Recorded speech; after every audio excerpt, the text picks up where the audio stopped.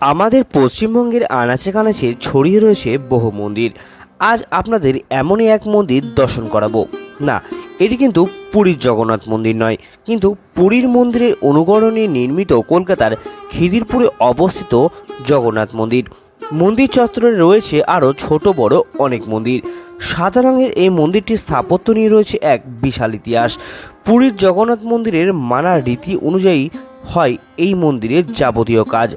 আজ এই পর্বে আপনাদের জানাবো ও দেখাবো কলকাতার খিদিরপুরে অবস্থিত জগন্নাথ মন্দির সম্পর্কে যাবতীয় তথ্য। তো ভিডিওটি শেষ পর্যন্ত অবশ্যই দেখবেন। সাথে আপনি যদি আমার এই চ্যানেলে নতুন হয়ে থাকেন তাহলে অবশ্যই চ্যানেলটিকে সাবস্ক্রাইব করে নেবেন। তো চলুন দেখে নেওয়া যাক আজকের এই পর্ব।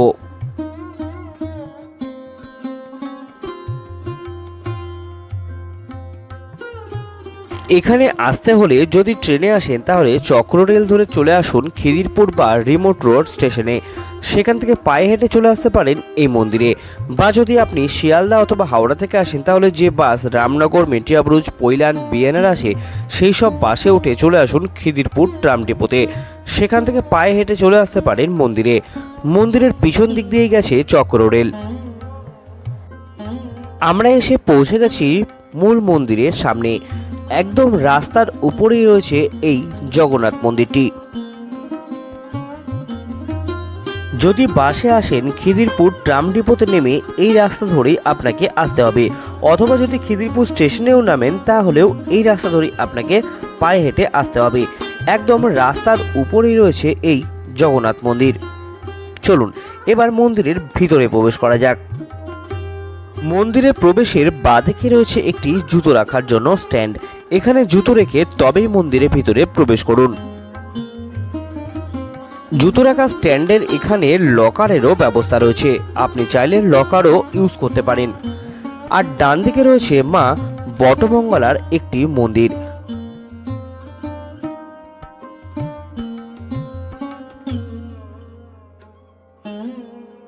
মূল মন্দিরে প্রবেশের সামনেই দেখতে পাবেন রাধা ও কৃষ্ণের একটি সুন্দর মূর্তি রয়েছে। মূর্তির পিছনে রয়েছে ভগবান বিষ্ণুর বাহন গরুড় দেবের একটি স্তম্ভ।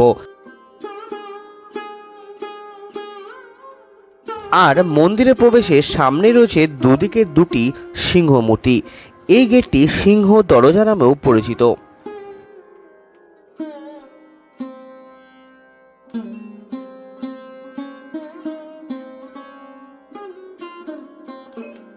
চলুন প্রথমে এই মন্দিরের কিছু ইতিহাস জেনে নিই।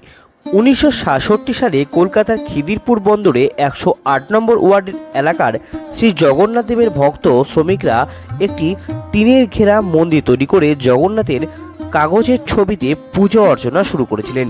সেই সময় পুরুষোত্তম দাস নামে এক ব্রাহ্মণ নিত্য পুজো করতেন। 1968 সালে এক স্বপ্নাদেশে এখানে বসবাসকারী উড়িষ্যার জনগণ একটি মন্দির নির্মাণের কথা ভাবেন এবং 1969 সালে একটি জগন্নাথ সেবা সমিতি নামে একটি সংগঠন নির্মাণ করা হয়। এরপর শুরু হয় চাঁদা তোলার কাজ এবং ধীরে ধীরে 1969 সালে একটি 20 ফুট উচ্চতার মন্দির নির্মাণ সম্পন্ন হয়। এরপর বহু ব্যক্তি মন্দির নির্মাণের জন্য সাহায্য শুরু করেন এবং 1999 সালের নভেম্বর মাসে মন্দিরের ভিত্তিপ্রস্তর স্থাপন করা হয় এবং অবিকল পুরীর জগন্নাথ মন্দিরের আদলে এই মন্দিরটি গড়ে তোলা হয়। 2003 সালে মূল মন্দিরের রত্নবেদিতে স্থাপন করা হয় শ্রী জগন্নাথ, বলভদ্র ও দেবী সুভদ্রার বিগ্রহটি। মন্দিরে প্রবেশ করে বাঁদিকেই দেখতে পাবেন ধূপ ও মোমবাতি দেখানোর জন্য জায়গা রয়েছে এবং ডান দিকে রয়েছে অতিথি ভবন এবং একটি যোগানুষ্ঠানের জায়গা। আর বাঁদিকে রয়েছে একটি কাউন্টার যেখান থেকে আপনি পুজোর সামগ্রিক এবং ভোগের জন্য কুপন এখান থেকে পেয়ে যাবেন। মূল মন্দিরে প্রবেশ করতে হলে আপনাকে দুদিকে সিঁড়ি রয়েছে, সিঁড়ি দিয়ে মূল মন্দিরে উঠতে হবে। চলুন প্রবেশ করা যাক মূল মন্দিরে। মূল মন্দিরে প্রবেশের উপরেই দেখতে পাবেন নবগ্রহের মূর্তি রয়েছে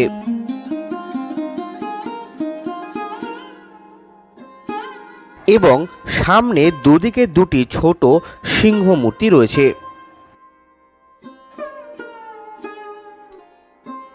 মন্দিরের ভিতরে সম্পূর্ণ পাথরের ডিজাইন আপনি দেখতে পাবেন। পুরীর জগন্নাথ মন্দিরের নিয়ম নীতি মেনে এখানে মন্দিরে পুজো পাঠ করা হয়। মন্দিরটির ভিতরে হাতের কারুকার্য দেখলে আপনি মুগ্ধ হবেন।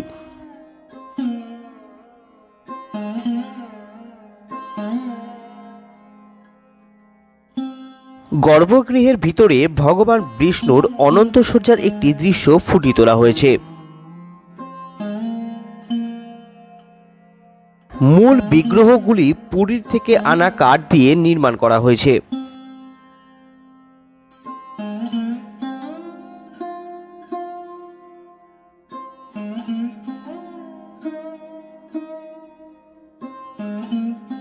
গর্ভগৃহের ভিতরে আরো ছোট ছোট অষ্টধাতুর মূর্তি দেখতে পাওয়া যায়।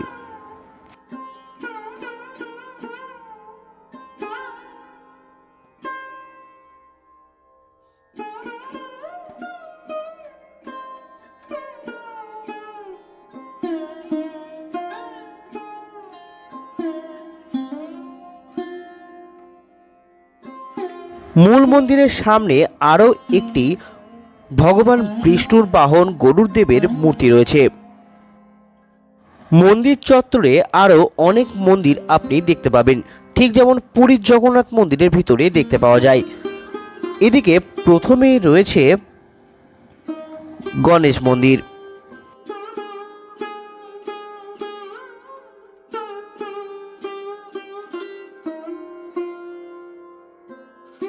গণেশ মন্দিরের পাশে আছে মা সরস্বতী মন্দির।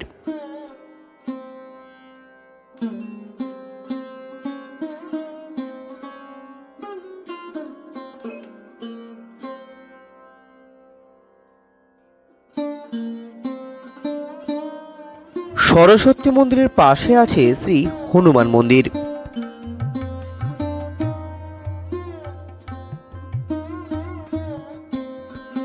তার পাশে আছে মা বিমলা মন্দির।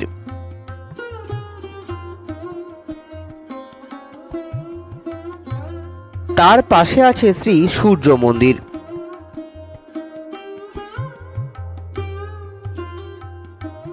মন্দিরটি কিন্তু বেশ বড়। মন্দিরটি 3টি স্তরে বিভক্ত, ঠিক যেমন পুরীর মন্দির। এই মন্দিরেও পুরীর মন্দিরের মতনই প্রতিদিন পতাকা ওঠানো এবং নামানোর রীতি রয়েছে। মন্দিরের একদম উপরে রয়েছে কিন্তু সুদর্শন চক্র, এবং মন্দিরটি কিন্তু পুরো সাদা, যার উপরে রয়েছে প্রচুর সিংহ মূর্তি।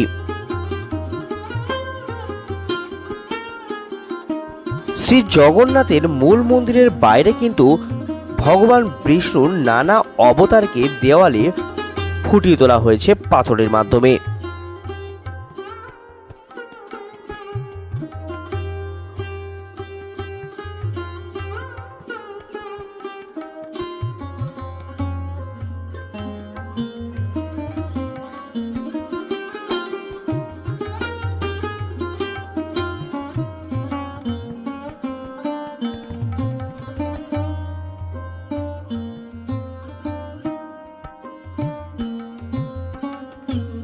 মূল মন্দিরের ঠিক পিছন দিকে রয়েছে একটি বেলগাছ, যেখানে ভক্তরা মনস্কামনা জানিয়ে ঢিল পেতে থাকেন। মন্দিরের বাঁদিকে রয়েছে আরো 2টি মন্দির। প্রথমে রয়েছে লক্ষ্মী মন্দির।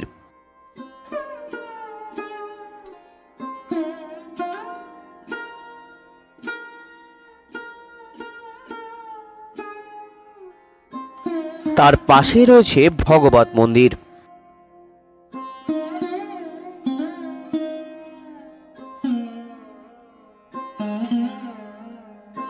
যদি কেউ বহু দূর থেকে এই মন্দিরে আসেন তাহলে তাদের থাকারও ব্যবস্থা রয়েছে। এখানে চেক ইন দিনের যে কোনো সময় করতে পারেন, তবে চেক আউট সকাল 10টা নাগাদ। এখানে রয়েছে অতিথি ভবন। এখানে এসি রুমের ভাড়া 1200 টাকা ও নন এসি রুমের ভাড়া 800 টাকা। এই জায়গাটিতে কিন্তু নানা রকম যজ্ঞানুষ্ঠান হয়ে থাকে। এই মন্দিরে কিন্তু বসিয়ে ভোগ পাবার ব্যবস্থা রয়েছে। যদি আপনি ভোগ প্রসাদ পেতে চান তাহলে নিচের ডেসক্রিপশন বক্সে আমি নাম্বার দিয়ে দিলাম, সেখান থেকে কল করে আগের দিন কুপন কাটিয়ে রাখবেন। মূল মন্দিরের নিচেই কিন্তু প্রসাদ খাওয়ানোর ব্যবস্থা রয়েছে। ভোগ প্রসাদের মূল্য 150 টাকা, পার্সেল হলে 180 টাকা। যদি এখানে এসে কুপন নিতে চান তাহলে সেটিও হবে, তবে যদি কুপন থাকে তবেই পাবেন। তাহলে বেস্ট হলো আগের দিন এখানে কল করে কুপন কাটিয়ে রাখুন। মন্দির চত্বরে আপনি পানীয় জল এবং ওয়াশরুমের ব্যবস্থা পেয়ে যাবেন। মন্দিরের পিছন থেকে গেছে কিন্তু চক্র রেল। এই মন্দিরটি খোলা থাকে সকাল 6টা থেকে দুপুর 1টা ও বিকেল 4টে থেকে রাত্রি 9টা পর্যন্ত। প্রতিদিন দুবার ভগবানকে ভোগ নিবেদন হয় এখানে, বেলা 12টা ও একবার রাত্রি 8টা নাগাদ। এই মন্দিরে অষ্টম প্রহর, রথযাত্রা, জন্মাষ্টমী, শিবরাত্রি, সরস্বতী পুজো, গণেশ পুজো, ভগবত সপ্তাহ ইত্যাদির আয়োজন করা হয়। তাহলে হাতে একদিন সময় বের করে চলে আসুন এই জগন্নাথ মন্দির। জগন্নাথ মন্দিরের ঠিক পাশে আছে দুটি শিব মন্দির, এটিও দেখে নেবেন। মূল মন্দিরের ভিতরেও কিন্তু একটি শিব মন্দির দেখতে পাওয়া যায়। ভিডিওটি কেমন লাগলো জানাবেন, সাথে অবশ্যই লাইক ও শেয়ার করবেন। এবং আপনি যদি আমার এই ছোট্ট চ্যানেলে নতুন হয়ে থাকেন তাহলে অবশ্যই চ্যানেলটিকে সাবস্ক্রাইব করে নেবেন। নমস্কার, ধন্যবাদ।